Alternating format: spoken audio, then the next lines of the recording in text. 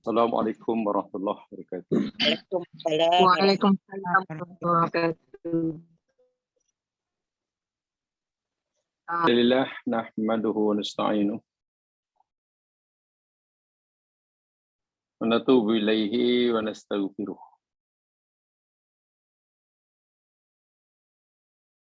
Na'udzu billahi nahmaduhu wa nasta'inuhu wa natubu ilaihi wa nastaghfiruh.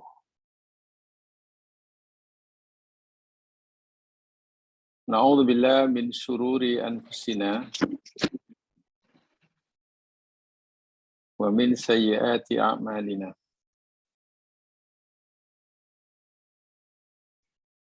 May yahdihillahu fala mudilla lahu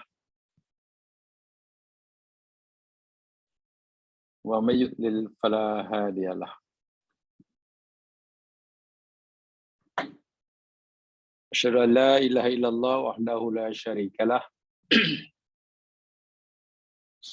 wa asyhadu anna Muhammadan abduhu wa rasuluh.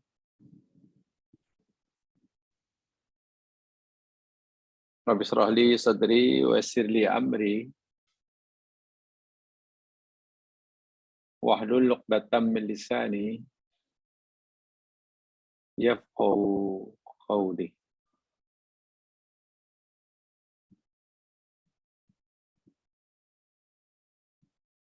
Allahumma 'allimna ma yanfa'una wanfa'na ma 'allamtana warzuqna ilman walhamdulillahi ala kulli hal. Amin ya rabbal alamin.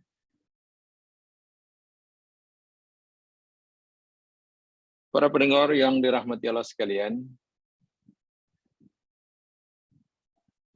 insyaallah kita akan teruskan siri kajian kita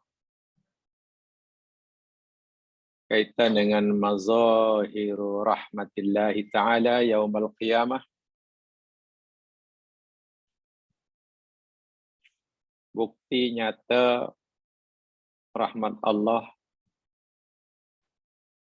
pada hari kiamat. Perlu diingatkan lagi sekali beberapa poin penting dalam perkara ini.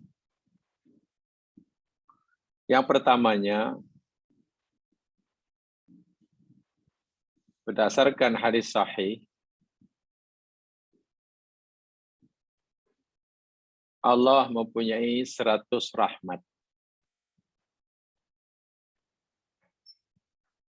Satu Allah berikan kepada hambanya di dunia, dan satu rahmat ini dikongsi oleh seluruh makhluknya tanpa kecuali. Tanpa kecuali. Yang mukmin ke yang kafir, manusia ke hayawan, atau apa sajalah, hingga kuman sekalipun. Sementara yang 99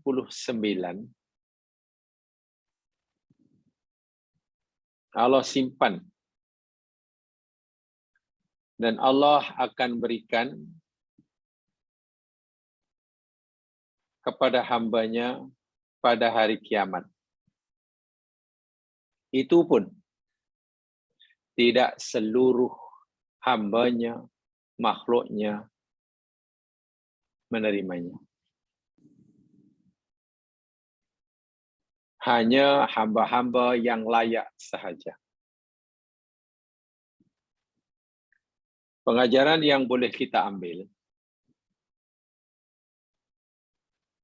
jika dengan satu rahmat dikongsi oleh seluruh makhluk Allah di dunia, itu pun kita boleh saksikan betapa mesranya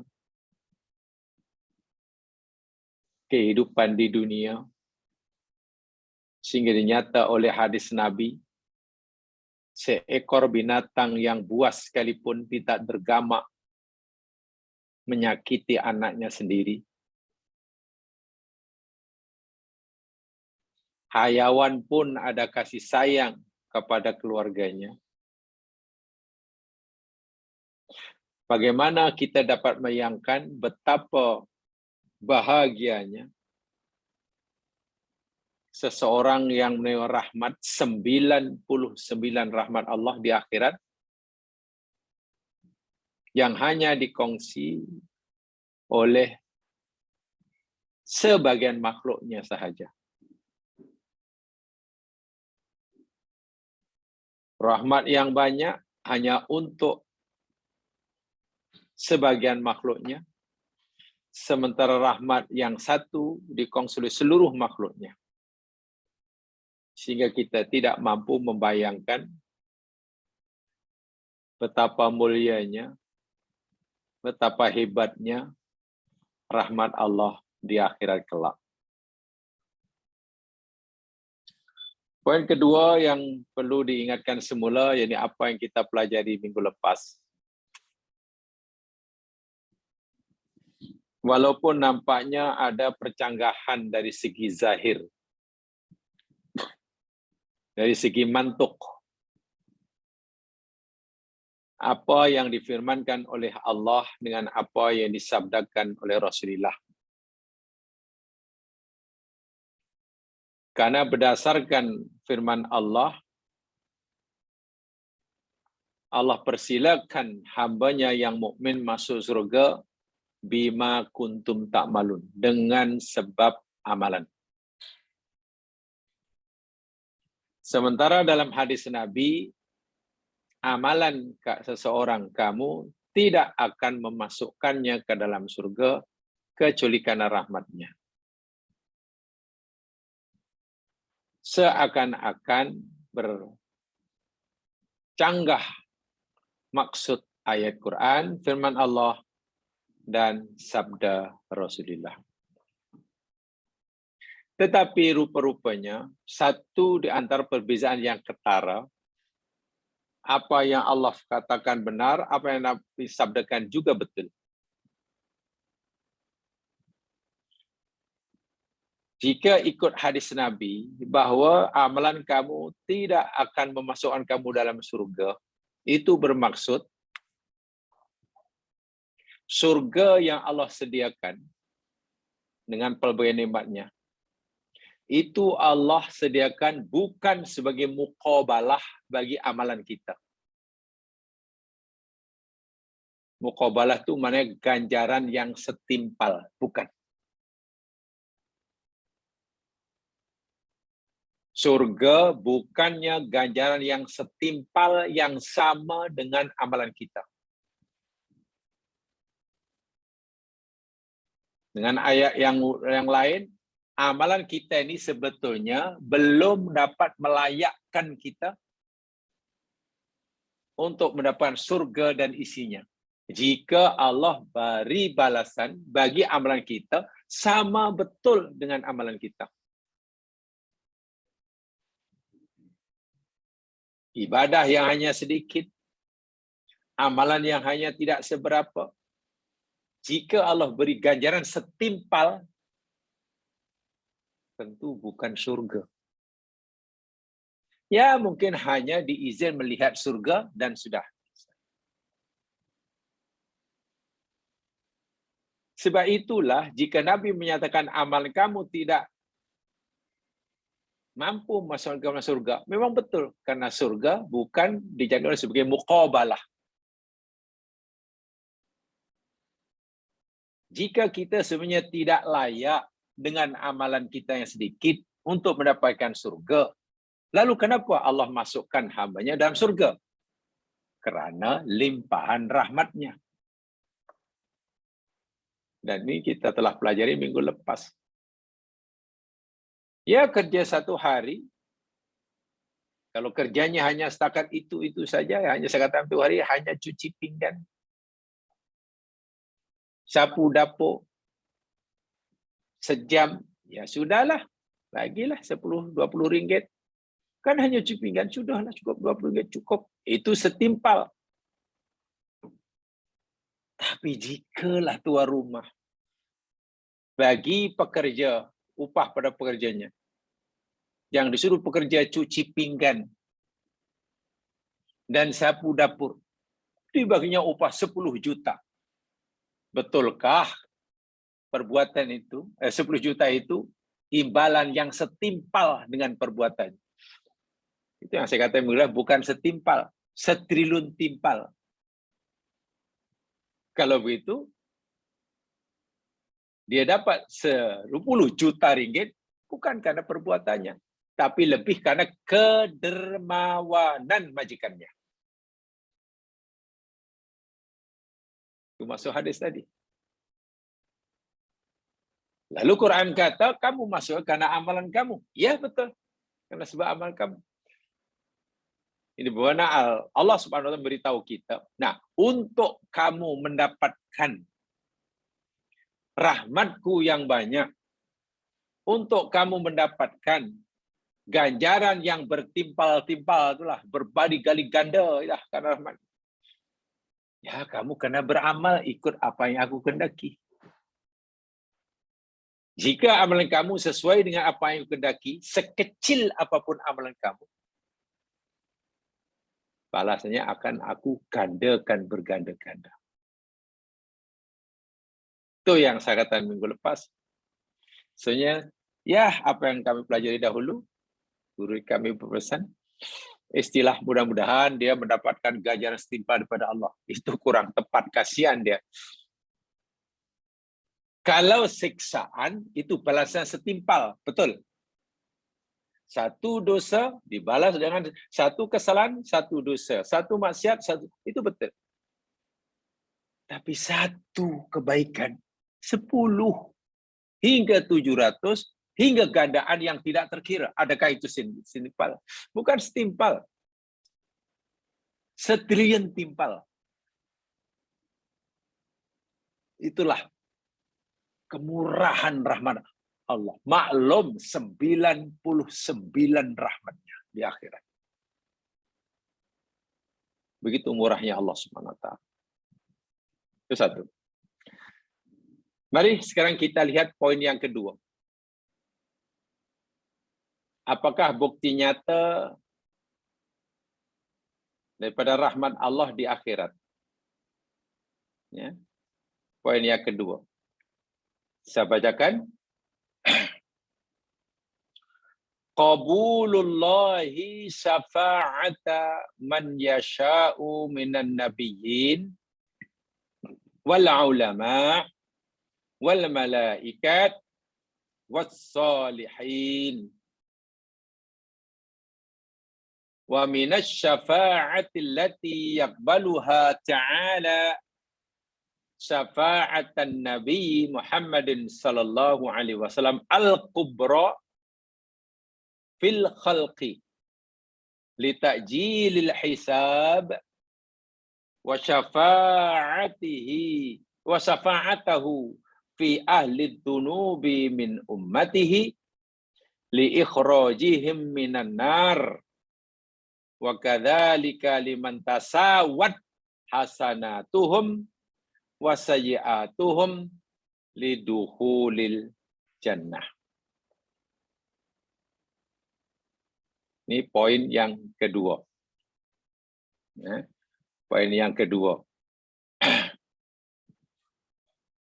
Apa maksudnya? Qabulullahi syafa'ata man yasha'u minan nabiyyin wal ulama wal malaika was salihin. Allah menerima. Allah bersedia menerima. Allah sudi menerima syafaat daripada orang yang dia kehendaki. Daripada para nabi, ulama, malaikat, dan solihin. Makhluk-makhluk ini, yakni orang-orang yang Allah kehendaki.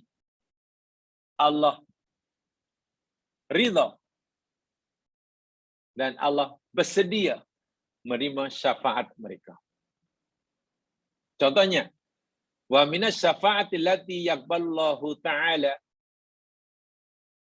Dan contoh syafaat yang Allah sudi dan mau menerimanya, syafa'atu Muhammadin sallallahu alaihi wasallam al-kubra fil khalqi. Syafaat Nabi Muhammad sallallahu alaihi wasallam al-kubra yang besar terhadap makhluknya. Apa syafaat Nabi itu? Li ta'jilil hisab, untuk disegerakannya hisab, proses hisab. Kan di akhirat ni, subhanallah, kalaulah dilambat-lambatkan, ditangguh-tangguhkan, sedangkan keadaan akhirat ini sangat dahsyat, pasti akan menambahkan siksa. Salah satu contoh syafaat Nabi sekaligus merupakan rahmat Allah kepada hambanya, ta'jilul hisab, disegerakannya proses kiraan amalan. Auditnya disegerakan. Bukan hanya disegerakan, makna dicepatkan, tapi juga dimudahkan. Sehingga proses pengauditan amalan cepat. Ibarat balik daripada luar negeri, bawa barang yang macam-macam, yang perlu declare, yang sepatutnya diselongkar, dibuka bagnya oleh pegawai custom. Ini custom hanya tanya, ni apa cik? Barang-barang ni. Dari mana cik? Ni. Hanya disentuh bag yang jumlahnya ada 6 tu. Oh 1, 2, 3. Sudah, lepas.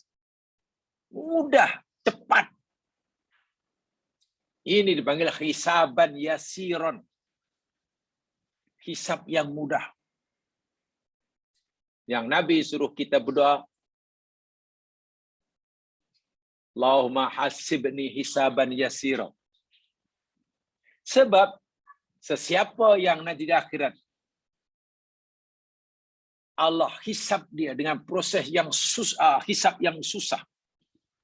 Pengauditan amalan sedetail-detailnya, sekecil-kecilnya, maka celaka orang itu.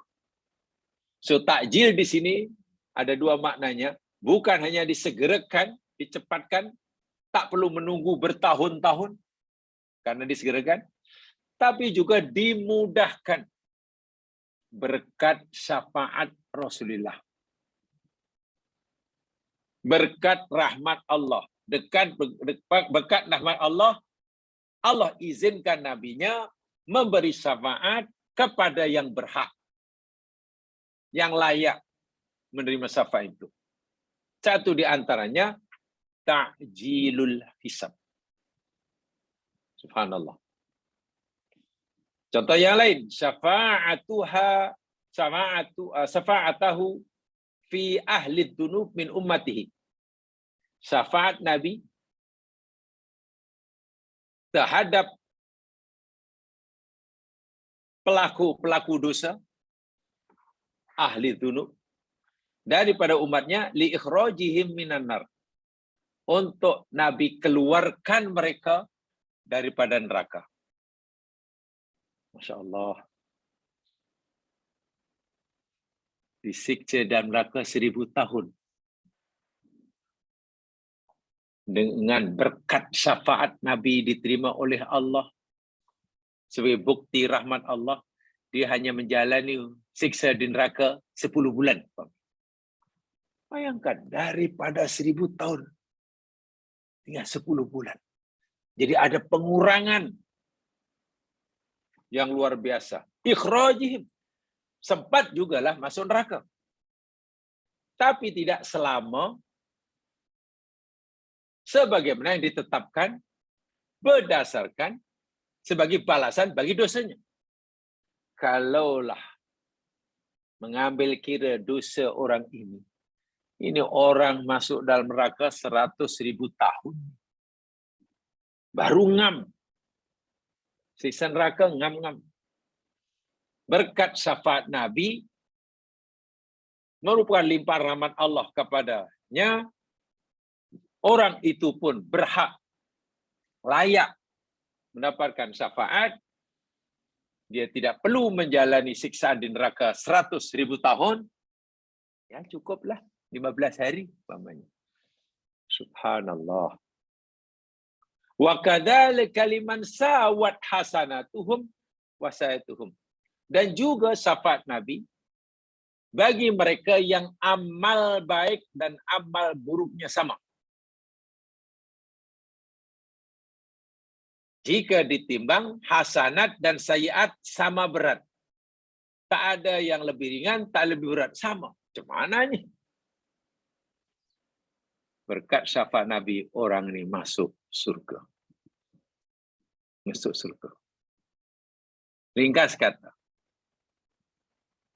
bukti rahmat Allah di akhirat, yakni Allah bersedia, atau lebih tepatnya Allah mengizinkan hamba-hambanya yang tertentu untuk memberikan syafaat kepada hamba Allah lain yang diridai oleh Allah.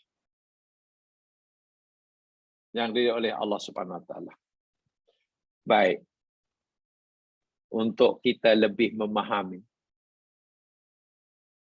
apa makna syafaat, mari saya jelaskan. Asy-syafa'at, jamaah sekalian, daripada huruf shin, fa, ain. Asy-syaf'u, shin, fa, ain. Itu lawan, itu antonim kepada witrun. Waw, ta, ro. Yang maknanya ganjil. Witir maknanya ganjil. So syafaat, sab'un maknanya genap. Kalau witir itu 1, 3, 5, 7, 9, itu witir. Sab'un 2, 4, 6, 8, 10. Genap. Itu makna asal. Sab'un juga bermakna zaus, berpasangan. Bila sebut berpasangan, yang mesti 2 lah, genap lah. Lawannya mufrad. 1 saja. Dari segi bahasa. Dari segi bahasa. Dari segi istilah, secara istilahi, syafaat yakni at-tawassutu fi amrin li jalabi manfa'ah wa daf'id darar. Boleh catat terjemahannya, kalau boleh imla tulislah Arabnya. Syafaat ialah at-tawassut. Tawassut itu menjadi penengah. Ada A, ada B. Kita jadi penengah, perantara. Perantara. Antara kita dengan amalan kita. Ini kan ada pertanggungjawaban ni. Sama ada amalan kita ini menjadi asbab kita bahagia, atau amalan kita ini menjadi asbab kita sengsara dalam neraka. Katalah ada orang, amalannya, tengok dari segi zahir, akan menjadi asbab, menjadi punca, ia masuk neraka. Macam mana ni? Tak ada cara, memang masuk ke neraka lah, tengok amalannya.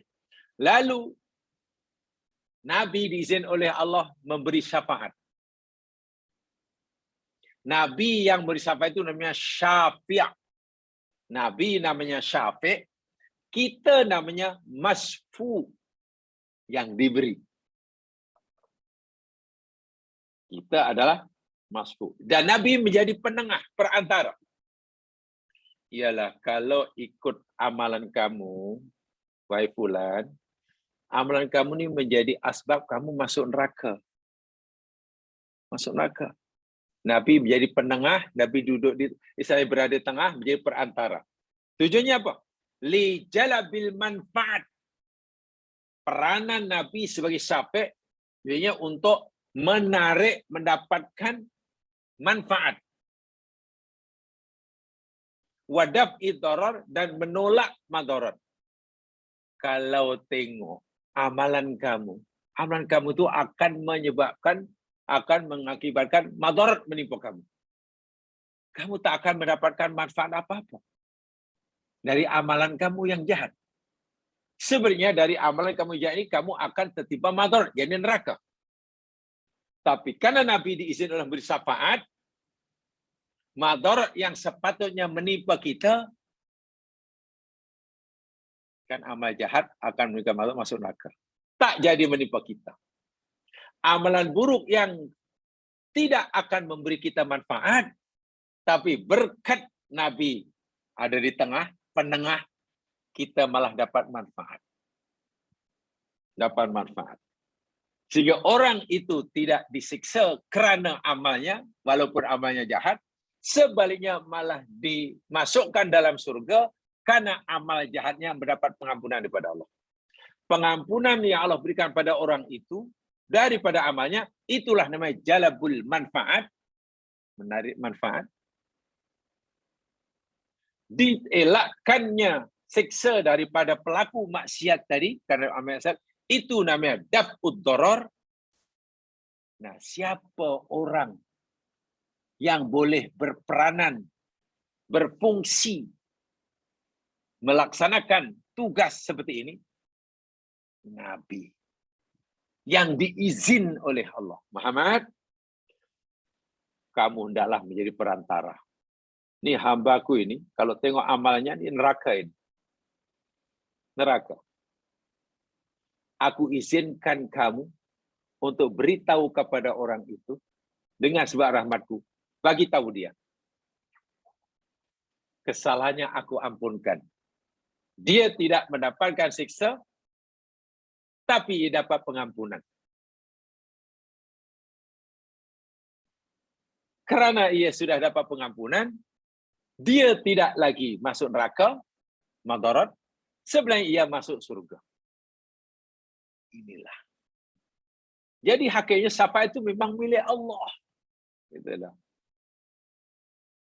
Lalu Nabi SAW diridha oleh Allah, dipilih oleh untuk menyampaikan kepada kita. Kebaikan yang Allah akan berikan pada hambanya, berupa pengampunan, itu kan hak Allah. Nah, berita baik ini, Allah pilih Nabi untuk menyampaikannya kepada hambanya tadi. Dengan asbab amalnya, ia masuk neraka. Tapi karena Allah ampunkan dosanya, orang ini tak lagi masuk neraka, sebenarnya masuk surga. Ketetapan Allah inilah Allah pilih Nabi untuk menyampaikan, membawa berita baik kepada orang ini. Dan tidak semua orang dilantik layak menyampaikan keputusan Allah ini. Rasulullah yang dipilih, diizin. Mungkin kita akan tanya, ya bahwa kenapa Allah mesti minta melantik Nabi untuk menyampaikan ketetapannya? Kan Allah boleh sampaikan sendiri. Inilah yang masukkan kemuliaan Rasulullah. Di dunia Allah pilih Nabi, lantik Nabi untuk menyampaikan apa yang Allah maukan untuk kita buat. Di dunia Allah lantik Nabi untuk memberitahu kepada kita apa yang mesti kita tinggal. Bila kita buat apa yang Allah mau kita buat, kita akan diberi kebaikan. Good news buat kita. Siapa yang menyampaikan good news? Nabi. Bila kita melanggar peraturannya, kita akan mendapatkan siksaan. Bad news. Siapa yang disuruh Allah untuk menyampaikan bad news pada kita? Nabi. Di akhirat pun demikian juga. Sebab begini ya mas kan, ada orang ini Allah putuskan masuk neraka. Allah dah putus dah. Tiba Nabi merayu. Setelah Nabi merayu, lalu Allah ubah keputusannya. Ya, ada yang memahami begitu. Sebab rayuan Nabi, syafaat Nabi lah sehingga Allah mengubah keputusannya.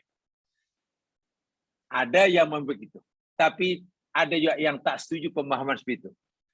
Kerana kalau dipahami seperti itu, seakan-akan Allah tidak punya kuasa mutlak. Sedangkan di akhirnya Malik Yaumiddin. Mana mungkin Allah dah tetapkan keputusannya, tiba-tiba mengubah. Kerana dapat rayuan. Kan seakan Allah tidak lagi punya kuasa mutlak. Sedangkan Maliki Yaumiddin. Itu walaupun ada pendapat itu, saya memilih pendapat yang pertama. Sebetulnya Allah tidak mengubah keputusannya. Allah sudah tahu sejak zaman azali. Allah sudah tetapkan sebelumnya bahwa orang ini akan dapat rahmatnya. Dapat rahmatnya. Ni orang yang banyak dosa ni lah. Dapat rahmat Allah. Allah tetapkan dah. Ketika orang itu melihat dosanya sangat banyak, begitu yakin ia akan masuk neraka, kan dosanya banyak. Amal tak ada. Lalu Allah bagi tahu kepada Rasul agar menyampaikan rahmat Allah kepada orang itu. Nah, Nabi yang dikasih inilah sebagai syafiq karena Nabi diizin memberi syafaat. Jadi syafaat itu kakaknya milik Allah, bukan milik siapa-siapa. Nah, saya pilih pahaman yang ini. Karena bila kilap ini, maknanya Allah betul-betul punya kuasa mutlak. Telah ditetapkan dari awal dan kemudian tidak akan berubah. Tapi kalau ikut pendapat yang kedua, orang yang telah ditetapkan oleh Allah dengan segala keadilannya di neraka. Tiba-tiba Nabi kasihan, lalu ya Allah kasihanlah orang, ya Allah tolonglah ubah keputusan. Macam mana keputusan hakim boleh diubah-ubah, di dunia pun tak boleh diubah-ubah. Apa di akhirat ni? Allah Malik Yaumiddin. Malik Yaumiddin. Jadi kalau itu apakah keistimewaan Nabi? Kalau ya Nabi sangat istimewa. Orang yang dipilih oleh Allah untuk menyampaikan rahmat Allah kepada yang berhak. Itu Masya Allah. Hanya orang yang sangat istimewa aja mas sekalian. Sangat istimewa. Dalam doa selepas azan, asa ayat ataka rabbuka maqaman mahmuda. Dalam Isra pun ada. Mudah-mudahan Allah bangkitkan engkau wahai Muhammad. Ayat ataka Allah bangkitkan engkau. Allah letakkan engkau maqaman mahmuda di tempat yang terpuji. Jadi Allah akan letakkan Nabi, Allah akan letakkan Nabi dalam posisi yang sangat terpuji. Apakah posisi yang sangat terpuji itu? Allah pilih Nabi menyampaikan rahmatnya kepada hambanya yang layak. Ini syafaat. Yani sama ada berupa manfaat ataupun penolakan madarat. Ayakuna syafi' wasitan, sehingga syafi' pemberi syafaat dalam diri Rasulullah, ia mesti wasiton, penengah. Berada di antara dua tepi. Ya, dua tepi. Ayat fa'ad darar anil mas'ulahu wa imma yalibalahu khairan wa manfaatan.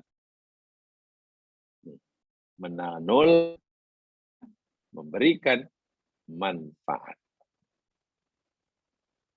Ini syafaat. So syafaat itu sebetulnya rahmat Allah kepada hambanya yang layak. Lalu rahmat Allah berupa syafaat tadi diberikan pada yang lain itu melalui perantara yang menjadi penengah. Siapa perantara itu? Nabi Muhammad SAW, para nabi, malaikat, orang soleh. Tetapi sahabatnya berbeza-bezalah. Orang mati syahid pun oleh Allah, berdasarkan hadis sahih, diberikan oleh Allah keridhaan untuk memberi syafaat pada 70 ahli keluarganya. Tentu bukan syafaat yang besar seperti yang diberikan oleh Nabi, syafaat yang lain. Quran yang kita baca, puasa yang kita lakukan, keduanya boleh memberi syafaat. Artinya Allah akan beri kita rahmat berupa syafaat melalui perantaraan Quran yang selalu kita baca, kita tadabburi, melalui puasa yang selalu kita lakukan. Itu makna syafaat. Syafaat. Habis apa kaitannya dengan genap dan ganjil tadi? Syafaat itu genap, lawannya witur, ganjil. Begini dari segi bahasanya. Ya mas sekalian, ini analogi yang mudah ya. Kalau kita nak beli barang yang kita sukai, suka sangat barang, kita nak beli. Harga dia di situ ditulis RM100. RM100. Sedangkan masa itu kita hanya punya wang, punya duit RM95. Kurang kan? Kurang. Tak cukup. Sementara si penjual barang tidak mau menurunkan harganya. 100, tak boleh kurang 1 sen pun. Sedangkan kita tak punya uang cukup 100, hanya 95. Macam mana? Nak sangat. Tapi duit tak cukup. Sementara yang menjual tak mau turunkan harganya. Gitu ya. Jadi kita gagal memilikinya. Allah sayang sekali, saya perlu benda itu. Tapi tak. Tiba-tiba ada kawan datang. Apa hal kat sini ni? Inilah saya nak beli barang itu. Ya beli aja lah. Memang saya nak beli. Tapi masalahnya, duit saya hanya RM95. Barang itu harganya RM100. Dia tak mau kurang, saya pun tak ada duit lebih. Berapa duit awak? 95. Jadi kurang berapa? Kurang RM5. Kawan tadi, tak apa. Kebetulan saya ada uang RM5. Saya bagi awak. Saya cukupkan duit awak. 95, saya tambahkan RM5 jadi 100. Kerana kawan bagi kita RM5, duit kita jadi cukup RM100 dan cukup untuk beli barang. Dari segi bahasa, RM5 yang kawan bagi pada kita itulah nama syafaat. Mencukupkan, menggenapkan yang kurang. Menutup kekurangan, melengkapkan yang tak sempurna. RM5 itu namanya syafaat. Kawan yang bagi kita RM5 itu namanya syafi'. Syafi'. Kita yang diberi RM5 namanya masfu'. Namanya masfu'. Daripada mulanya, kalau ikut keadaan kita gagal memiliki barang tadi karena tak cukup. Setelah ditambah kawan, oleh kawan RM5, kita dapat. Itu secara mudah dari segi makna genap tadi. Nah di akhirat, sepatutnya orang ini tak layak masuk surga. Kenapa? Syaratnya kurang. Syarat yang paling minimum pun kurang. Macam mana? Katalah untuk masuk surga, dia perlu ada 10 syarat dia. Allah, 10 baru masuk. Itu minimum tu. Dia hanya 9. Tak bolehlah masuk surga. Kan baru hanya 9 yang di bawah. Walhal syarat minimum ditetapkan 10. Nanti tengok kiri tu. Ni tak ada macam mana. Ni kurang 1 aja. Saya berasa 1 aja. Nak cari yang 1 tak boleh lagi. Karena dah di akhirat. Mencukupi, memenuhi syarat bekalan yang cukup untuk masuk itu di dunia, bukan di akhirat. Allah sebenarnya tahu hamba ini memang kurang.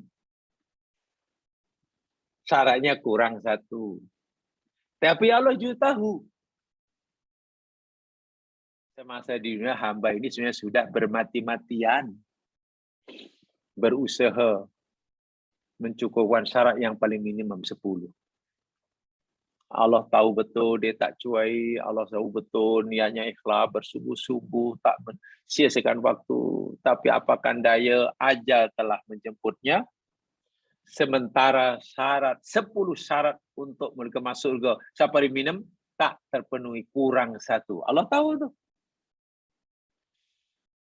Ketetapan Allah pula telah diputuskan olehnya. Syarat untuk masuk surga yakni 10.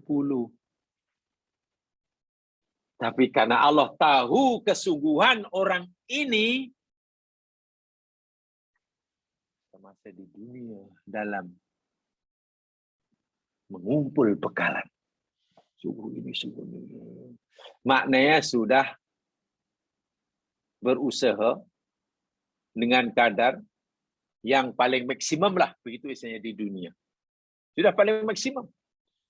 Tapi apakan daya, masih tidak cukup. Sudah maksimum. Allah hargai. Lalu Allah, ya tak apalah. Walaupun dia tak cukup 10, aku rahmati dia. Aku beri rahmat kepadanya. Dan rahmatku itu yakni berupa pertolongan yang akan disampaikan oleh nabiku. Lalu Allah izinkan nabinya untuk menyampaikan kepada orang tadi, wahai hamba Allah, wahai umatku, walaupun kamu sebenarnya belum layak masuk surga karena kurang 1 syarat, selayaknya kamu masuk neraka, walaupun mungkin tidak kekal, tapi tak apalah. Kamu dapat rahmat Allah. Nih rahmat Allah, aku bawa kepada kamu nih. Yuk beri kawan. Syarat yang 1 itu Allah benarkan kamu tidak memenuhinya. Walaupun saat kamu kurang 1, kamu diizin oleh Allah masuk surga. Sila masuk surga. Cukup. Nah itu maksudnya. Itu syafaat. Kurang 1 dipenuhkan. Masuk surga. Tapi dari segi logik jamaah sekalian. Ini kena fikir dari segi logik. Kalau orang nak beli barang, harga 100, duitnya hanya RM3. Adakah kawan nak bagi RM97? Nak beli barang lah, nak sangat lah. Duit awak berapa? RM3. Habis kurang banyak lah sebenarnya. Okeylah, tak apalah. Tak payah beli lah. Kurangnya banyak sangat. Kurang tu banyak sangat. Kalau kurang RM3 itu adalah wang bagi. Ini kurang sampai RM99. Dia hanya mudah RM1. Demikian juga di akhirat. Kurangnya banyak sangat. Syarat ada 10, dia hanya bawa 1. Nak mengharapkan 9 dicukupkan. Mana mungkin? Sehingga tak apa, kita cuai pun tak apa di dunia. Tak apa, cuai pun tak apa, kurang tak apa. Nanti dapat syafaat, masuk surga semuanya. Ingat, syafaat itu fungsinya menggenapkan. Mencukupkan yang kurang cukup. Bila mencukupkan maknanya dari segi logik jemaah sekalian, ya maknanya kurangnya sedikit lah, gitulah. Perlu 10 hanya ada 9, insya-Allah dicukupkan. Perlukan 10 tapi hanya ada setengah. Ya, susahlah. Susahlah. Itu maksudnya. Itu maksudnya. Dan ingat, syafaat itu termasuk rahmat Allah. Karena syafaat itu milik Allah. Jadi bentuk lain daripada rahmat Allah itu syafaat. Akan diberikan kepada hambanya yang layak dinilai oleh Allah. Diberikan oleh Allah pada hambanya itu melalui Nabi. Dan tidak semua orang dipilih oleh Allah menyampaikan syafaat ini. Hanya orang-orang yang tertentu. Contohnya Nabi Muhammad sallallahu alaihi wasallam. Sallallahu alaihi wasallam. Baik. As-syafa'atu allati takunu fil akhirah. Syafaat yang akan berlaku di akhirat. Saya bacakan penjelasannya. Innan nasa indama yub'atuna minal ajdasi ila rabbihim yansilun. Di situ saya tak sempat tulis ya. Dengar saja, tak rekodkan saja. Innan nasa indama yub'atuna minal ajdasi ila rabbihim yansilun. Sesungguhnya seluruh manusia ketika mereka dibangkitkan daripada kubur, lalu mereka berbondong-bondong, berduyun-duyun pergi ke hadapan Allah Tuhan mereka. Likai yuhasabu ala ma qaddamu fil hayatid dunya. Karena mereka hendak dihisab, hendak diaudit. Dihisab, diaudit amal yang pernah mereka lakukan di dunia dahulu. Fa innahum yakununa fi halati khaufin. Waktu itu keadaan mereka tu dalam keadaan yang sangat-sangat teramat sangat takut dan cemas. Sedih dan bimbang. Jiwanya tidak tentram. Karena dia tidak mengingat nasibnya nanti seperti apa. Luluskah dalam hisab atau sebaliknya. Takut, bimbang, cemas, gelisah tentang apa yang akan terjadi. Fala usatu yakhafunal iqab ala ma asrafu fi anfusihim. Orang-orang ahli maksiat takut akan siksa yang akan menimpa mereka atas keterlanjuran mereka semasa di dunia. Wal mu'minuna yakhafuna ayyakuna qad faratu fi syai'in fi jambillah. Sementara si mukmin, ahli ibadah juga cemas dan takut. Jangan-jangan ketika mereka menjalankan ibadah itu ada kecuaian di sana sini yang dia tidak sedari. Jangan-jangan ibadah yang mereka lakukan dahulu belum sama atau tidak sama dengan apa yang Allah arahkan. Allah bagi mereka kemampuan untuk melakukan 10 perkara. Tapi mereka hanya mau melakukan 7. Walha Allah bagi kemampuan buat 10. Kenapa mereka hanya buat 7? 3. Cuai. Ingat itu takut. Jangankan orang kafir. Orang yang beramal pun waktu cemas menghadapi hisab. Jangan-jangan dulu, jangan-jangan tak diterima. Jangan-jangan masih cuai. Dahulu, jangan-jangan aku ini sebenarnya mampu buat, tapi tak mau buat. Itu paling banyak sekali yang perkara yang paling banyak menyebabkan orang mukmin cemas. Di dunia diberi kemampuan untuk buat. Diberi kesempatan, peluang untuk buat. Tapi tak ada kemauan untuk buat. Ini paling banyak menjadi asbab ketakutan, rasa cemas, khawatir seseorang mukmin. Ada peluang untuk buat suruhan. Ada kemampuan untuk melakukan suruhan, tapi tak ada kemauan. Itu paling bahaya. Kalau ada kemauan, ada peluang, tapi tak ada kemampuan, lalu dia sedih, dapat pahala. Macam mana tu? Katalah kita ada peluang untuk buat. Peluang apa? Peluang tolong orang. Ada peluangnya. Peluang untuk tolong orang ada, terbuka. Banyak orang susah. Untuk bersedekah. Keinginan untuk berderma sedekah ada. Kemauan ada. Tapi kemampuan tidak ada. Allah tak bagi kita kemasan itu. Lalu kita menyesal. Aduh, ya Allah, sedihnya lah. Peluang untuk bersedekah baik, terbuka luas. Keinginan ada tapi tak ada kemampuan. Kita sedih. Sedih itu dapat pahala. Jangan khawatir.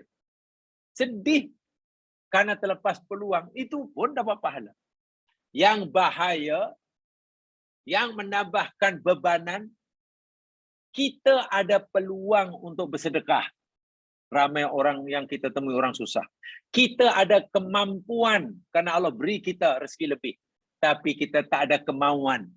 Itulah yang membuat kita sedih, kecewa, menyesal tak sudah. Dan lain sebagainya. Wa inna a'zama ma yajiduna fi dzalikal mauqif al-haraj.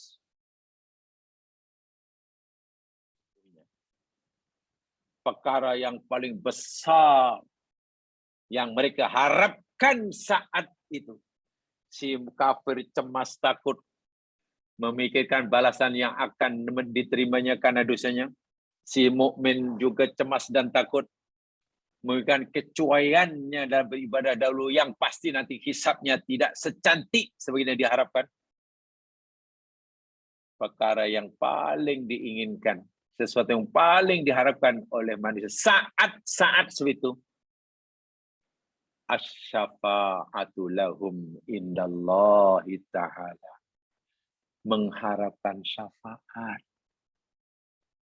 daripada Allah, mengharapkan rahmat Allah untuk disampaikan pada mereka melalui nabinya. Boleh jadi syafaat itu berupa pengampunan bagi dosanya, boleh jadi. Boleh jadi dielakkan daripada balasan siksa yang sepatutnya menimpanya, boleh jadi. Boleh jadi disegerakanlah hisabnya. Boleh jadi disegerakan hisabnya. Dan lain sebagainya, dan lain sebagainya. Itu keadaan di akhirat. Jamaah yang dirahmati Allah sekalian. Bicara tentang syafaat, secara umum syafaat itu terbagi menjadi dua. Secara umum syafaat itu terbagi menjadi dua. Yang pertama, syafa'atun 'ammah.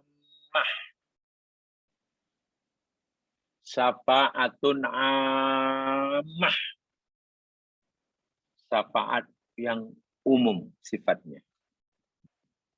Yang kedua, syafa'atun khassah. Syafaat yang khusus.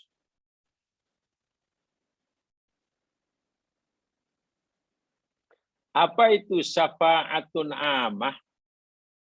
Syafaat yang umum maksudnya annallaha ya'danu may yasha min ibadis salihin asma'alahumullah.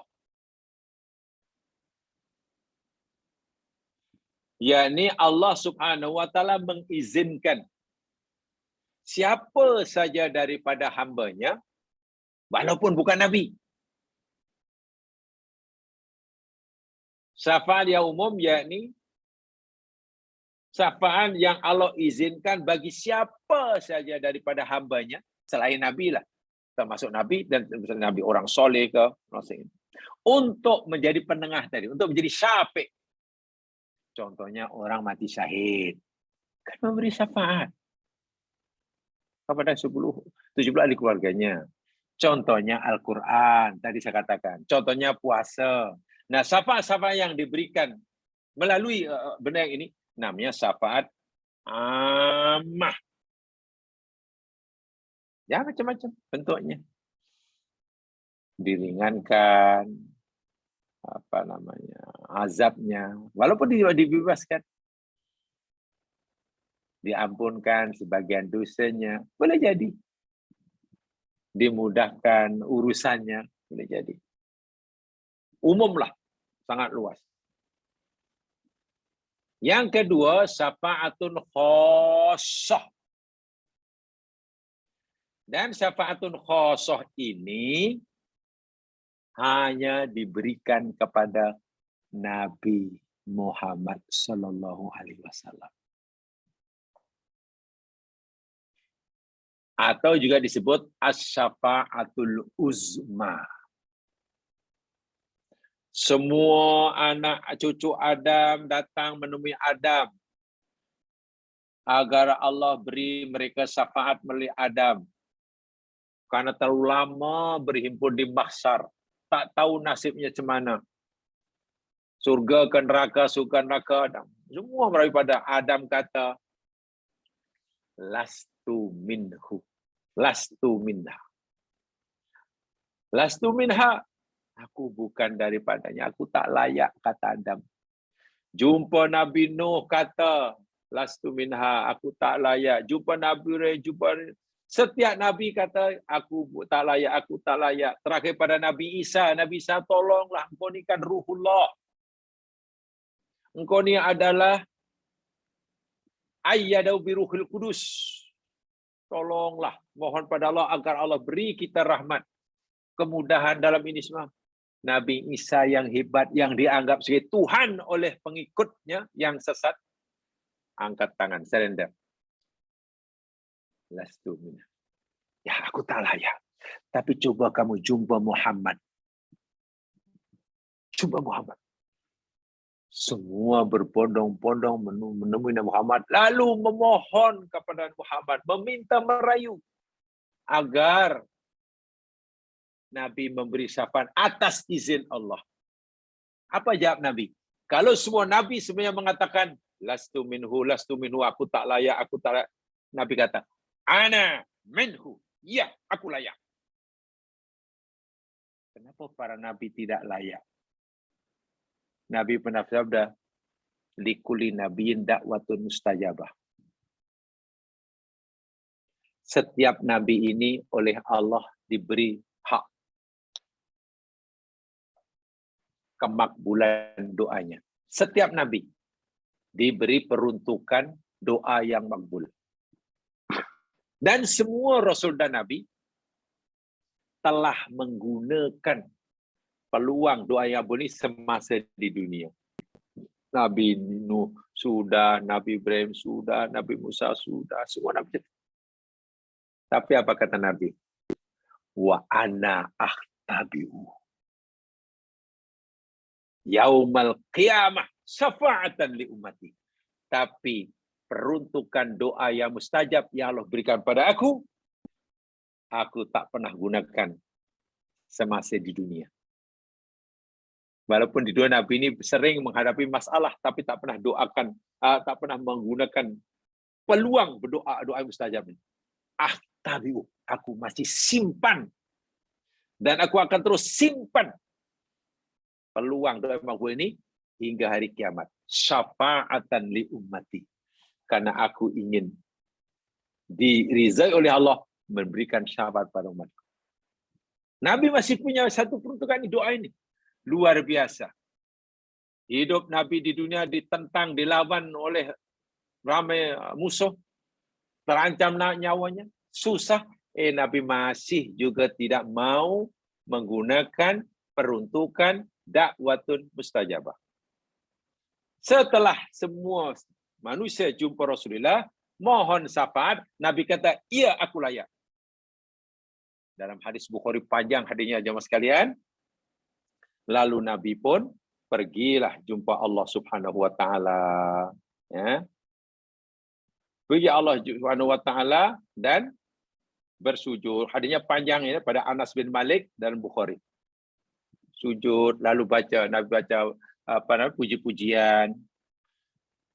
Melihat Nabi sujud di hadapan Allah pada masa itu, lalu Allah berfirman kepada Nabi, ya Muhammad, irfarasa Muhammad, angkat kepala. Sudah, jangan terus sujud. Qul yusma'lak, katakanlah. Katakan apa yang kamu katakan. Pasti aku bersedia mendengarnya. Satu toh, mintalah apa saja yang kamu nak minta. Pasti aku akan berikan.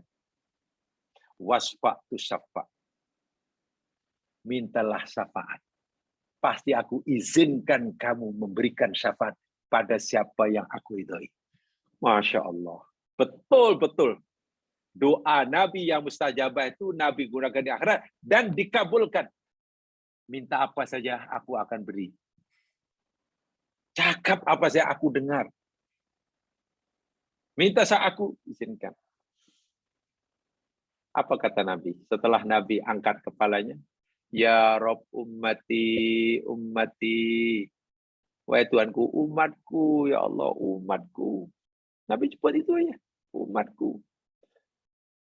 Rupanya ada umat Nabi yang masih menderita, tersiksa.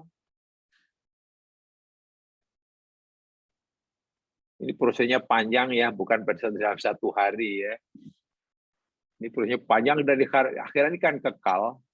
Jadi prosesnya satu manzil itu sangat lama untuk ukuran dunia. Sebab satu hari pun 1000 tahun di dunia. Jadi kalau 1000 tahun di akhirat, jarab aja. Allah berfirman, intolik fakhruj minha min kana fi qalbi biqalu sa'irah min iman Muhammad. Pada sekarang aku izinkan kamu. Aku beri rahmat kepada umatmu. Berupa syafaat. Aku lantik kamu jadi penengah. Pergi ke neraka, keluarkanlah umatmu yang dalam hatinya iman walaupun hanya seberat sa'ir, gandum. Sebutir, tepung gandum. Nabi pun pergi, keluarlah semua. Tengok. Itulah syafaat besar. Sepatutnya orang ini belum layak keluar. Tapi karena dapat syafaat, keluar. Karena apa? Karena ada iman dalam hatinya, walaupun hanya seberat tepung gandum. Tengok kanan kiri, masih ada umat Nabi yang belum layak keluar. Karena imannya rupanya masih sangat ringan. Sebab Allah suruh keluarkan hanya mereka yang punya iman seberat tepung gandum. Ini orang imannya lah tak pun seberat itu. Jumpa lagi Allah, sujud lagi. Mulakan sebagai yang pertama, ummati, ummati, umatku ya Allah. Nabi Allah pergi. Intolik, pergi ke neraka. Fakhruj, keluarkan oleh engkau Muhammad daripada umatmu. Sesiapa yang dalam hatinya mangkana fi qalbi mithqalu dzarrah minal iman. Sesiapa yang dalam dia ada iman walaupun hanya seberat darah. Oh, Nabi pun pergi, keluarkan lagi. Tengok masih ada umat Nabi. Nabi jumpa Allah lagi, sujud lagi. Allah suruh angkat banyak. Allah berfirman pada seperti mana yang pertama yang kedua. Nabi kata, ummati, ummati ya Allah. Umatku, ya Allah, masih ada umatku yang di neraka. Allah kata, pergi. Keluarkan. Ya, aku rahmati dia dan tolong sampaikan rahmatku pada mereka ini. Keluarkan orang umatmu. Siapa yang umatmu yang di dalam hatinya adna. Iman yang walaupun kurang daripada seberat darah. Darah itu atom. Orang ini imannya lebih ringan daripada atom. Tak tahu, sikit sangatlah. La ilaha illallah sahaja mudahnya dan tidak ada syirik. Tak terbatal. Itu ya. Hanya orang dikeluarkan daripada neraka. Lepas itu tak ada lagi orang yang keluar pada neraka. Karena orang yang terakhir layak bebas dari neraka, sekaligus terakhir masuk surga, sudah dikeluarkan dari neraka, di bagian neraka. Berkat syafaat. Ini namanya syafaatul uzma. Yang hanya boleh dilakukan oleh Nabi Muhammad sahaja. Kerana yang diizin oleh Allah untuk menyampaikan syafaat ini hanya Rasulullah Shallallahu Alaihi Wasallam. Yang layak mendapatkan syafaat ini mereka yang ada iman, ada kalimah syahadah, syaratnya tidak terbatal. Mungkin dosanya banyak, maksiatnya banyak, tapi syahadahnya, kalimat tauhidnya tidak terbatal menurut penilaian Allah. Nah, ini penting. Tidak terbatal. Ini yang menilai batal atau tak batal, sah atau tidak, diterima atau tidak itu Allah, bukan kita. Kalau kita mungkin semua mendakwa, oh iman dia betul, tak akan batal. Boleh. Kita boleh mendakwa gitu. Tapi kita hendak sentiasa mohon pada Allah agar iman kita diterima. Sebab boleh jadi iman kita sebenarnya sudah terjejas tanpa kita sedari. Tauhid kita sudah tidak khalis tanpa kita sedari. Kalau kita bicara lebih dalam ya Mas Kan, sebenarnya bukan menakutkan ya, tapi sebenarnya lebih membuat kita akan lebih baik. Kalau kita belajar lebih mendalam, bukan menakutkan kita, tapi lebih membuat kita sedar akan kekurangan diri. Dan orang yang menyadari kekurangan diri itu diharapkan dapat berusaha memperbetulkannya.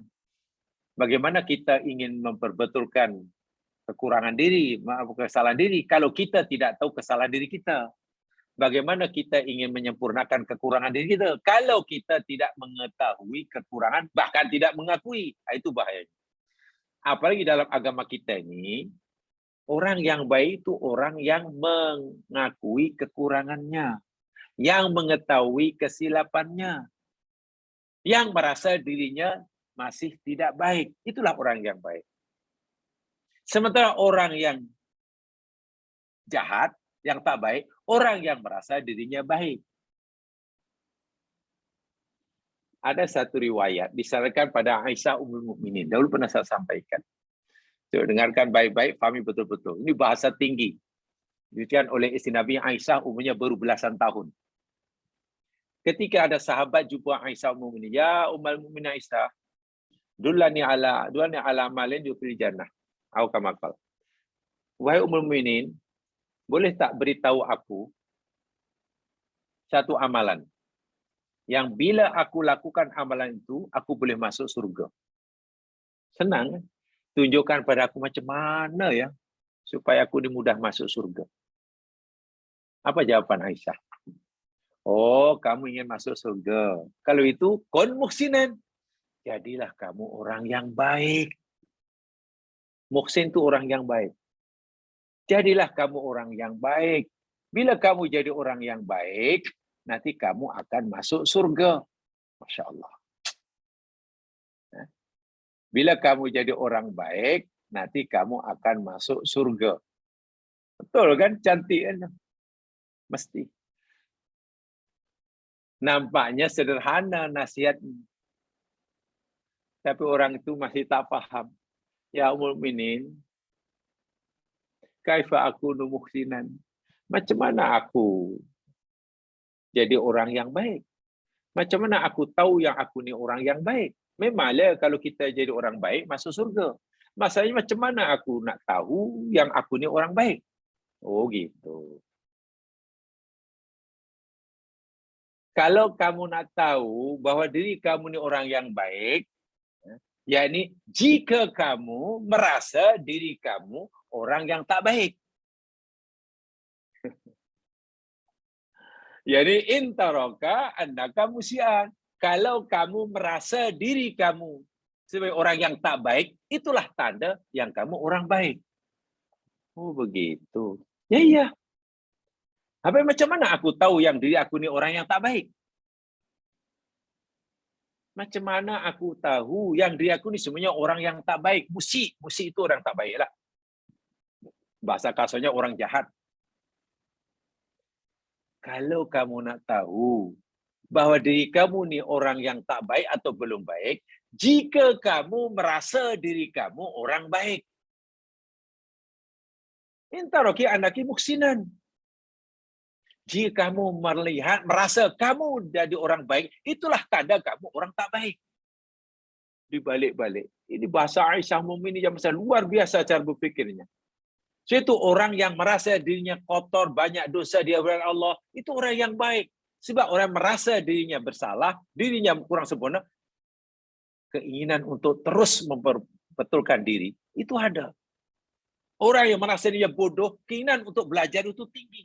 Tapi kalau sudah merasa pandai, merasa suci, merasa hebat, merasa kuat ibadah, merasa banyak amal, itu tanda full stop lah tu. Kalau tanya Ummul Mukminin, itulah tanda yang kamu ni sebenarnya orang yang tak baik. Masya Allah. Ini bukan main susah tidak menyadarkan seperti itu. Menganggap orang lain tak baik itu jauh lebih mudah daripada merasa diri tidak baik. Kan begitu kan realiti dia. Kalau bahasa kasar, menyalahkan orang itu jauh lebih senang daripada menyalahkan diri sendiri. Mengetahui kesalahan orang itu jauh lebih mudah dari mengetahui kesalahan diri sendiri. Ya. Menyalahkan orang itu lebih menyeronokkan daripada menyalahkan diri sendiri. Tapi kalau orang menyalahkan diri kita, disalahkan orang, wah, melenting-lenting, apa kau? Kau tak tahu, saya sudah berpuluh tahun tahu belajar. Saya sudah khatam berapa kali baca Quran. Kau ingat saya masih, pasti akan timbul itunya tuh. Ini susahnya menjaga hati. Sebab itu berkaitan akidah. Kembali kepada akidah. Asyhadu an la ilaha illallah wa anna Rasulullah. Yang murni tak akan terbatas, tak akan tercemar paling tidak. Tidak tercemar. Banyak perkara yang boleh mencemar jamaah sekalian. Kemurnian akidah kita. Bila kita sudah la ilaha illallah. Sudah sering subhanallah. Sudah sering alhamdulillah. Sudah sering mengucapkan Allahu Akbar. Itu akidah dari segi lafaz baguslah tu. Tetapi di kajian yang lebih mendalam ya. Bila kita masih belum mensyukuri nikmat Allah. Kata Allah, bukan kata kita ya. Menurut Allah kita belum mensyukuri nikmatnya. Menurut Allah kita belum redha terhadap qada dan qadarnya. Apa yang Allah tetapkan kan tak sesuai dengan kehendak kita. Kita pun rasa tak seronok apalah macam ni. Awak senang le, saya ni takdir untuk saya ni teruklah. Satu persatu, awak senang takdir awak. Sebenarnya disalahkan siapa? Tak puas hati pada siapa? Bila kita belum sabar terhadap setiap ujiannya, ingat ya, ini Allah yang menilai ya, bukan kita rasa ya. Sebetulnya kita belum mensyukuri nikmat Allah sebagaimana Allah kehendaki. Kita belum redha dalam arti yang sebenar terhadap qada-qadanya. Kita belum sabar atas segala ujiannya. Itu sebenarnya maskan boleh mencemar. Boleh mengotori kemurnian syahadah kita. Apalah artinya ucapan subhanallah. Subhanallah itu kalimat tauhid. Allah Maha Suci, Maha Suci Allah. Tiba-tiba kita tak puas hati terhadap ketetapannya. Suudzon kepada kerja dia. Terlintas dalam hati, tak sepatutnya Allah buat seperti ini kepada diri ini. Tak sepatutnya Allah buat seperti itu pada orang itu. Apa makna subhanallah yang kita? Apakah ada nilainya? Kajian tasawuf ya Mas Yan. Ucapan subhanallah yang diberikan oleh orang yang hatinya masih seperti itu. Subhanallah itu jadi kosong. Allahu Akbar, Allah Maha Besar. Betul, bagus. Itu ucapan tauhid. Tapi adakah Allahu Akbar ucapan tauhid itu diterima oleh Allah? Jika dalam kehidupan sehari-hari, hakikatnya kita belum membesarkan Allah atas makhluknya. Tapi masih sering kita membesarkan, mengagungkan, mengutamakan selain Allah daripada Allah. Gara-gara tidak mau tercemar harga dirinya. Jatuh harga dirinya. Gara-gara egonya kuat. Sehingga kebenaran ditolaknya. Kalau aku terima nasihat orang ini, malulah. Siapa dia, siapa saya. Siapa dia, siapa saya. Tengok. Talqanatul Jaim.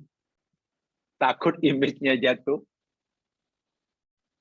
Karena egonya tinggi, sehingga nasihat teguran yang ikhlas, yang baik, yang benar menurut Al-Quran, hadis pun ditolaknya. Apa itu? Mana Allahu Akbar. Allahu Akbar itu mengagungkan Allah. Menganggap selain Allah kecil, termasuk diri kita. Orang yang masih membela, menjaga, menyayangi ananiahnya, egoismenya sangat tinggi, Allahu Akbarnya itu tercemar. Itu bila Allah berfirman pada Nabi, keluarkan umatmu yang di dalam hatinya iman, walaupun hanya kurang dari sebelah darah, itu iman yang betul-betul bersih. Yang betul-betul sih. Yang tercemar, apalagi yang terbatal, memang tak layak. Itu syafaatul uzma namanya. Syafaat yang paling besar, yang paling agung, yang Allah hanya izinkan diberikan pada Rasulullah. Jadi syafaat itu haknya milik Allah, milik Allah. Ia berupa macam-macam, termasuk rahmat Allah. Salah satu bentuk rahmat Allah itu yakni syafaat disampaikan pada hambanya yang dinilai layak oleh Allah melalui perantaraan Nabi. Dalam hal ini Nabi Muhammad SAW sebagai pemegang syafaatul uzma. Syafaatul uzma. Salah satu cara untuk kita mendapatkan syafaatul uzma, jaga kalimat tauhid semurni yang boleh.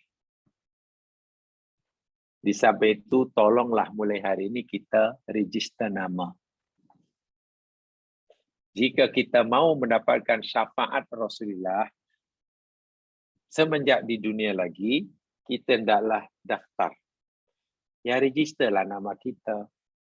Macam mana cara register nama untuk dekat sahabat Nabi? Dalam hadis sebutkan, bila ada muazzin, dengar, lalu kita ikuti kata muazzin. Allahu Akbar, Allahu Akbar, Allahu Akbar. Asyhadu an la ilaha illallah, asyhadu an la ilaha illallah. Hayyalah solah, la haula wala quwwata illa billah. Ikut. Selepas itu, Nabi kata, bacalah salawat ke atas aku. Allahumma shalli ala Muhammad. Yang sempurna adalah. Lepas baca salawat, bacalah raditu billahi rabba wa bil islami dina wa bi Muhammadin nabiyya. 2. Setelah itu bacalah wasilah. Mohon wasilah. Allahumma rabba hadi da'wati tamah wa salatil qawimah ati Muhammadanil wasilah. Tengok. Ya Allah, berikan pada Muhammad wasilah. So Nabi itu sebagai wasilah tengah. Wa dari tarofiyah wab'atsu maqamah muda. Jadi dalam lepas doa itu, lepas adzan, doa kita tu mohon pada Allah agar Allah izinkan Nabi ini sebagai wasilah, perantara, dijadikan perantara oleh Allah menyampaikan rahmatnya kepada kita. Satu dia ada berupa syafaat. Nabi kata bila orang lakukan seperti itu, wajabat lahu syafaati. Berhak bagi orang itu syafaatku kelak. Itu cara jadi setengah. Syaitu dengar azan tak boleh main handphone. Sudah khusus tak boleh baca Quran. Sudah hentikan baca Quran bila azan sudah dilakukan.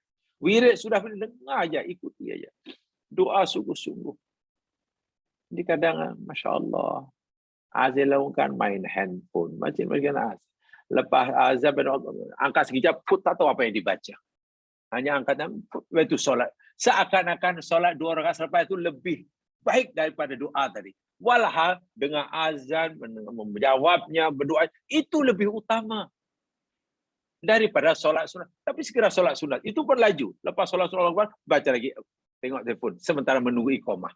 Allahu Akbar. Dan itu sering kita lihat di masjid jamaah. Rugi, sangat-sangat rugi.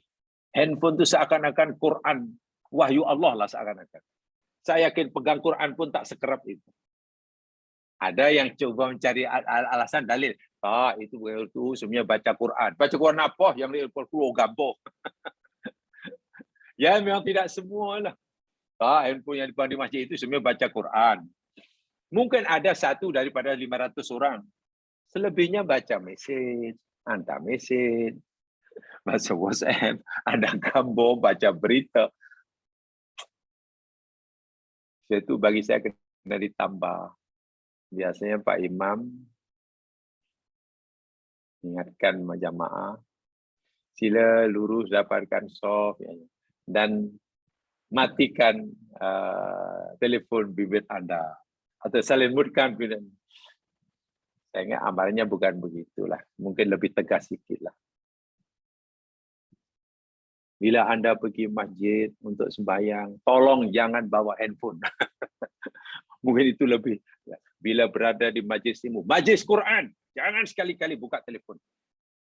Jangan sekali-kali. Jika kita mau manfaat keberkatan daripada Al-Quran. Ya. Jangan sekali-kali. Dan ini masih sering dilanggar. Sayang sekali kan. Tak ada keberkatan. Sebab itu belajarlah lama pun. Ya macam itu juga pemain-pemain tang tu. Macam itu. Tak berubah. Dalam bahasa tasawufnya, taholinya tak bertambah, tahalinya apalagi. Jadi macam itulah. Tak ada. Hanya mungkin bertambah ilmunya. Dipanggil koleksi fikir. Koleksi fikirnya bertambah. Dulu tak tahu itu, sekarang tahu. Itu sajalah. Tapi apa maknanya ilmu yang boleh memenuhi kepala, tidak memberi impak terhadap hati. Coba. Itu kosong itu ya mas sekalian. Itu bahayanya. Itu kami sarankan kalau di surah-surah itu bukan hanya dimatikan telepon. Ya kalau perlu dinasihatkan tolong tak payah bayar handphone pada ke masjid. Kan baru beberapa menit. Nanti keluar masjid boleh tinggal dalam kereta boleh. Lebih penting ni mana tahu nanti ada berita saham naik. Allahu Akbar. Mana tahu nanti ada kawan panggil penting, pasal nak betulkan paip bocor. Mana tahu nanti penting ada Grab sudah sampai makanan dipesan. Allahu Akbar. Nak menghadap Allah, fikir makanan, fikir berita kawan, apa ke benda. Dan lebih parah lagi. Minta maaf ini sekadar contoh ya mas sekalian. Ini sekadar contoh.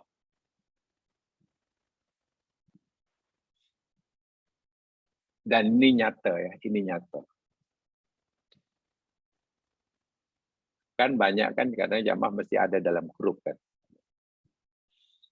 Bukan kita nak korek-korek, tidak, tapi ya kita ingin realiti dia yang sebenarnya tidak boleh dikembangkan. Contohnya dalam kelas seperti ini.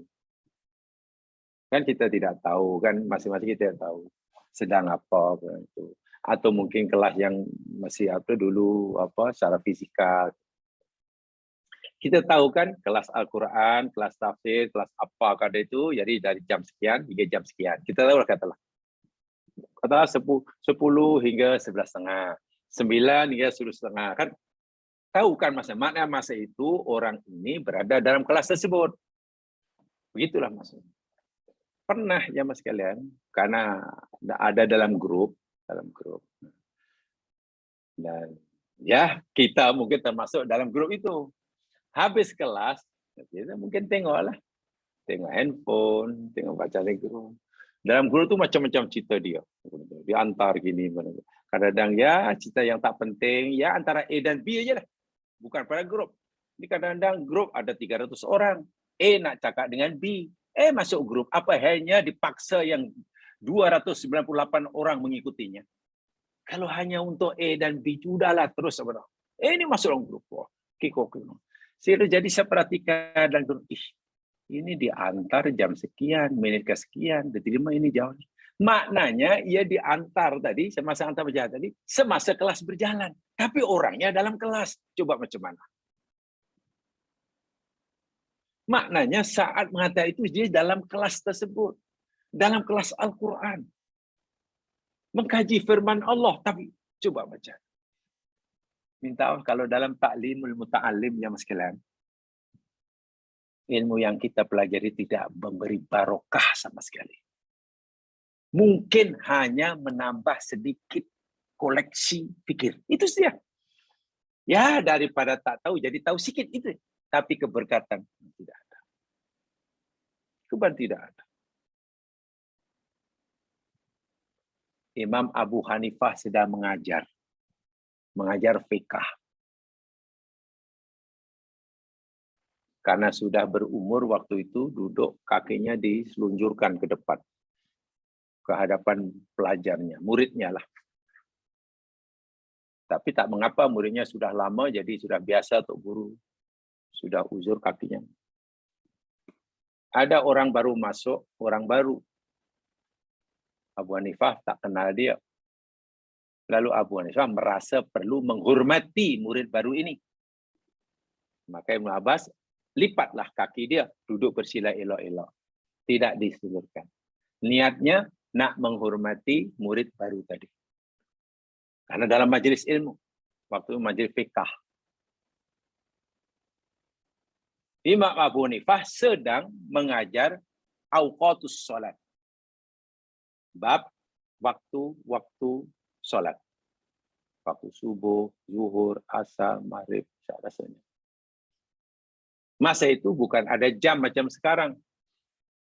Abu Hanifah kata waktu salat maghrib bermula daripada terbenam matahari hingga hatta ghiyabis syafaqil ahmar, hingga lenyapnya mega yang berwarna merah di ufuk barat. Itu waktu maghrib. Nah, khusus murid belajar mencatat. Tibalah Q&A. Alif Jim Askilah wa Ajwibah. Question and answer. Silakan. Tiba-tiba murid baru yang baru join itu bertanya lah. Yang Ibu Hanifah hormati, sayangi karena di majelis ilmu mesti hormati itu karena majelis ilmu. Tuan Guru, kami nak tanya. Tuan Guru kata tadi waktu maghrib bermula terbenam matahari hingga hilangnya mega merah. Lenyapnya mega merah. Sekarang saya nak tanya, apa kata? Apa jadi jika sekiranya matahari tak mau terbenam? Kan waktu maghrib bermula daripada terbenam matahari. Sekarang apa kata? Bila matahari tak mau terbenam? Bila waktu maghrib mula? Tengok, pertanyaan itu pertanyaan ilmiah, atau pertanyaan degil, atau pertanyaan sombong, atau saya kira sudah tahu. Abu Hanifah ini orang alim. Sangat menguasai banyak ilmu, sangat tawaduk, mengerti sopan santun, mengerti adab ta'alum, mengerti tentang adab belajar. Beliau tak jawab pertanyaan tadi. Sebenarnya beliau menyatakan, Al-an qad hana li Abi Hanifah ayat suta ditilai. Sekarang tibalah masanya, tiba lagi masanya untuk Abu Hanifah menjelunjurkan kakinya. Nah itu jawaban dia. Soalan tadi tidak dijawab. Soalnya sekarang masa Abu Hanifah lunjurkan semula. Tapi itu mesej yang sangat pedas. Seakan-akan tadi ketika awak masuk, aku hormati awak sebagai murid yang bagus belajar di majlis ini. Tapi setelah pertanyaan awak ini bukan pertanyaan ilmu, tapi pertanyaan angkuh dan sombong. Ya, saya merasa tidak perlu menghormati awak dan awak tak patut dihormati. Itu Abu Hanifah tu. Mana ada pertanyaan, habis apa kata jika sekiranya matahari tak mau terbit, tak mau terbenam, bila waktu maghrib? Soalan apa ke benda? Tadi jawab. Karena Abu Hanifah tidak mau murid-muridnya hanya dapat ilmu, tapi dapat keberkatan. Suatu orang dahulu, kalau kita tengoklah kisah-kisah salafus soleh, belajarnya biasa aja ya Mas Kilan. Duduk depan bedang-bedang mendengar, dan yang disampaikan satu hadis jelaskan. Tapi macam mana mereka boleh jadi orang yang alim, yang wara, yang zuhud, yang soleh? ilmu yang mereka pelajari sama dengan ilmu kita pelajari hari ini. Lebih kurang. Mereka bukan sekadar mendapatkan ilmu, tapi dapat keberkatan. Ya. Dan itu yang kita nak. Keberkatan itu lebih penting. Boleh jadi ilmunya sedikit, tapi bila dapat keberkatan, wah, ilmu dapat manfaat yang besar. Boleh jadi ilmunya banyak, tapi keberkatan tak ada. Berkat itu maknanya bertambah kebaikannya. Kan banyak orang alim, tapi karena ilmu tidak berkat, akhirnya hidupnya tidak menambah bekalan, tapi menambah bebanan. Dalam ilmu apapun lah. Ilmu ekonomi, ke ilmu undang-undang, ilmu apalah.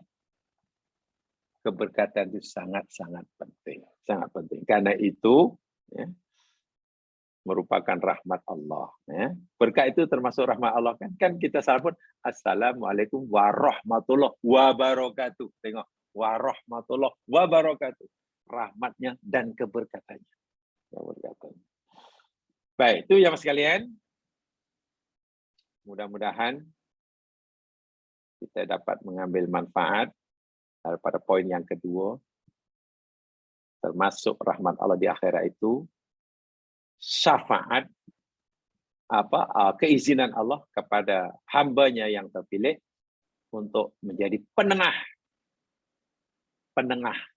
yang fungsinya sebagai wasilah, perantara dalam doa azan itu, perantara untuk Allah menyampaikan rahmatnya kepada orang itu. Nabi pun dinamakan sebagai perantara kan, menyampaikan wahyu Allah kepada umatnya. Di akhirat pun Nabi dipilih oleh Allah untuk menyampaikan rahmatnya pada kita. Dan rahmat Allah pada hambanya yang layak itu macam-macam. Bagi syafaat, terampunnya dosa, disegerakannya hisab, dimasukkan surga, keluarga neraka, macam-macam lah. Diringankan hisabnya. Dan banyak lagi, dan banyak lagi. Ya. Dinaikkan makamnya di surga, itu termasuk. Kalau ikut kelayakan, dia hanya di kelas ekonomi. Kelas ekonomi. Berkat syafaat rahmat daripada Allah, dinaikkan lagi, di-upgrade pula kelas. Macam-macam. Jadi, di samping kita memberikan akidah tauhid, tolong kita register nama mula sekarang. Salah satu cara register nama untuk dapat syafaat, bila dengan azan, diam, jawab. Muazzin itu, lepas itu baca lepas azan baca doa salawat, baca raditu bil rabba wal islamiyya Muhammad Rasulullah, kemudian baca doa wasilah itu. Allahumma rabbana wa tamah.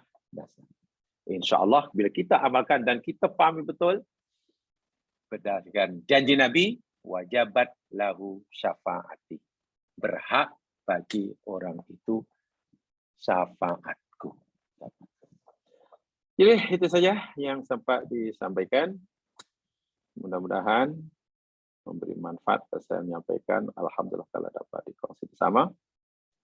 Yang benar pada Allah jua, yang silap kelemahan saya sendiri. Mari tunain bacaan tasbih farah dan surah wal asr. Subhanakallahumma wa bihamdika asyhadu an la ilaha illa anta astaghfiruka wa atubu ilaik. A'udzu billahi minasyaitonir rajim. Wal 'ashr. Innal insana fi khusr illa alladziina aamanu wa 'amilus shalihaat wa tawassaw bil haqq wa tawassaw bis sabr. Assalamualaikum warahmatullahi wabarakatuh. Terima kasih Ustaz. Jazakallah khair.